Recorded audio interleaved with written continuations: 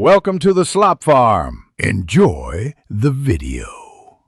In this video, I will show how to connect Cornix to Telegram. First, open your Telegram application and search for the official Cornix trading bot. Once you find it, start a new chat to begin the setup.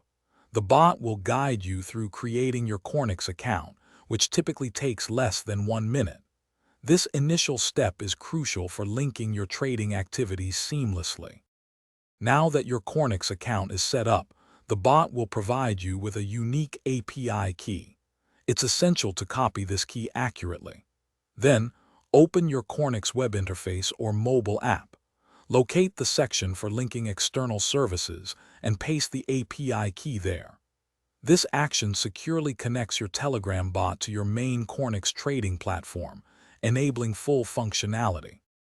To integrate your trading channels, first add the Cornix bot to any Telegram channel where you receive trading signals. It's vital to grant the bot administrator privileges within that channel. Specifically, ensure it has permissions to send messages and delete messages.